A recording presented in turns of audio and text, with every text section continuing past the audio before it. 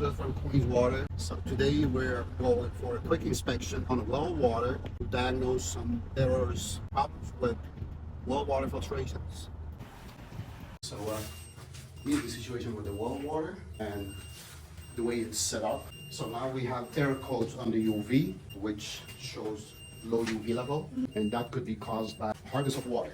There's no salt in the brine tank, as you can see, which means actually the hard water goes through the UV and it covers the sleeve on the UV. Basically, it clogs and it covers the sleeve, so the bulb cannot disinfect the water on the outside, the sleeve, where the water travels. So by adding the salt, doing a manual backwash on the water softener, and after a couple of days, we should go back to normal. It just needs a reset.